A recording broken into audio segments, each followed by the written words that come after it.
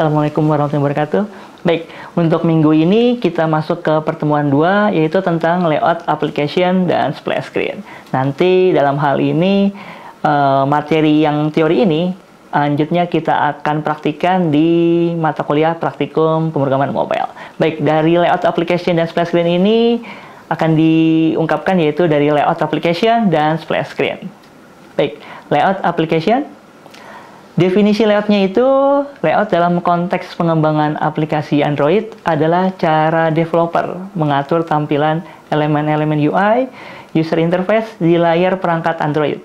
Layout digunakan untuk mengatur posisi, ukuran, dan interaksi antara elemen-elemen ini. Pemahaman yang baik tentang layout sangat penting dalam pengembangan aplikasi Android karena akan memengaruhi tampilan dan pengalaman pengguna aplikasi user. Nah, dari layout ini ada tipe-tipenya di dalam Android, yaitu pertama linear layout yang itu mengatur elemen-elemen secara berurutan dalam satu baris atau satu kolom, cocok untuk tata letak sederhana. Kalau relatif layoutnya itu mengatur elemen-elemen berdasarkan hubungan relatif antara satu sama lain. Anda juga dapat menentukan elemen mana yang berada di atas, bawah, atau samping elemen lain. Tipe-tipe layoutnya juga, selain itu ada constraint layout, layout yang fleksibel, yang memungkinkan Anda untuk membuat tata letak yang kompleks dengan menghubungkan elemen-elemen dengan batasan. Ada frame layout, menumpuk elemen-elemen dalam satu tumpukan dan hanya elemen teratas yang terlihat, cocok untuk tata letak sederhana yang memerlukan layering. Selanjutnya ada grid layout, mengatur elemen-elemen dalam grid atau table berdasarkan baris dan kolom, cocok untuk tata letak yang memiliki elemen-elemen dengan ukuran tetap. Nah, dalam layout itu juga ada atributnya, yaitu dalam XML. Jadi nanti ada dua bagian. Yang bagian pertama itu XML tentang layout, dan kalau yang bagian codingnya itu di Java atau Kotlin-nya. Jadi dalam XML, user menggunakan atribut-atribut layout untuk mengontrol bagaimana elemen-elemen akan diatur dalam layout. Beberapa atribut layout yang umum digunakan adalah layout width dan layout height, yaitu menentukan lebar dan tinggi elemen. Jadi untuk menentukan lebar dan tinggi elemen itu bisa digunakan di dalam bagian XML. Selanjutnya, layout gravity dan layout align digunakan dalam relative layout dan constraint layout untuk mengontrol posisi elemen relatif terhadap elemen lain. Ada juga layout weight digunakan dalam linear layout untuk mengatur berat relatif elemen-elemen dalam layout. Ada layout margin, menentukan jarak antara elemen dengan elemen lain atau tepi layout. Terakhir, layout row dan layout column digunakan dalam grid layout untuk menentukan baris dan kolom elemen dalam grid. Dalam layout juga ada prinsip desain, yaitu prinsip desain layout yang baik. Yang pertama, responsif.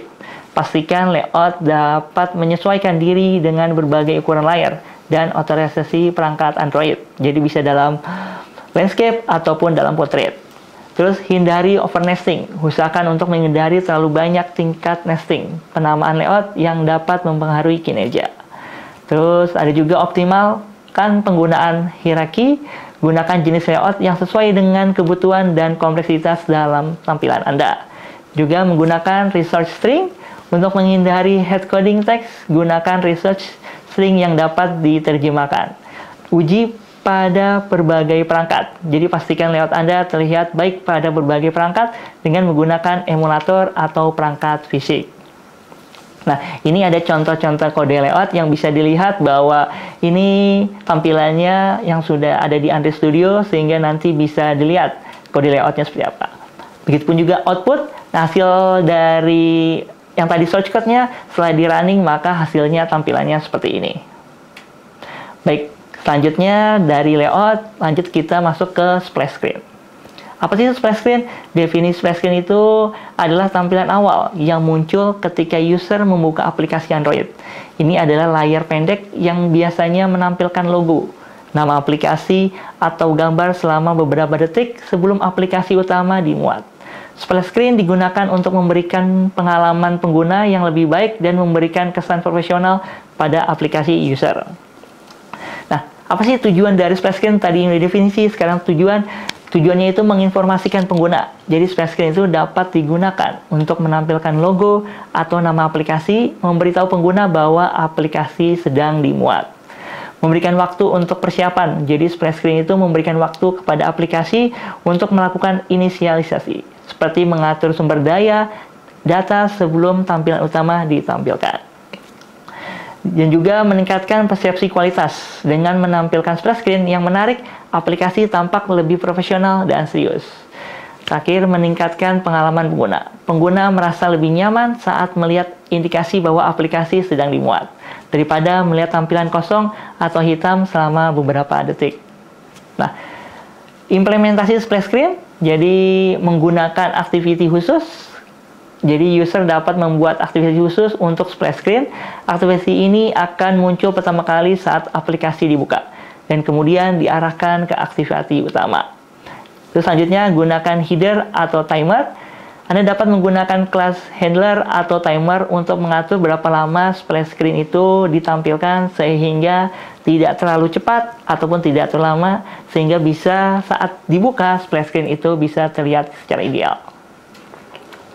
Jadi terakhir, optimalkan gambar. Pastikan gambar yang digunakan dalam splash screen itu sudah optimal untuk ukuran, resolusi yang sesuai agar aplikasi dapat dimuat dengan cepat. Nah, ada best practice dalam splash screen, tampilan logo atau nama aplikasi. Splash screen seharusnya mencerminkan identitas aplikasi Anda dengan menampilkan logo atau nama aplikasi. Hindari splash screen terlalu lama. Jangan membuat splash screen terlalu lama, karena ini dapat mengganggu pengalaman pengguna dalam membuka aplikasi tersebut. Selanjutnya, optimalkan kinerja. Pastikan di activity splash screen dioptimalkan agar tidak memperlambat proses loading aplikasi. Gunakan responsif. Splash screen sebaiknya responsif terhadap berbagai orientasi dan ukuran layar perangkat Android. Bisa ukurannya ada yang 6,1 inci, ada 5,9, nah itu disesuaikan. Gunakan animasi, nah ini dalam opsionalnya untuk menambah kesan menarik, sehingga developer dapat mempertimbangkan menggunakan aplikasi ringan dalam splash screen tersebut. Nah, ini ada contoh shortcut splash screen yang bisa dilihat bahwa ada tulisannya dalam beberapa detik, yang kalau milihnya itu beberapa detik, itu dalam codingan ini hitungannya milidetik. Jadi sehingga kalau seandainya 5 detik berarti 5.000, ataupun kalau seandainya 10 detik itu 10.000. Sehingga bisa dilihat dalam menampilkan logo aplikasi atau tampilan gambar itu bisa terlihat sebelum dimuat dalam Android tersebut.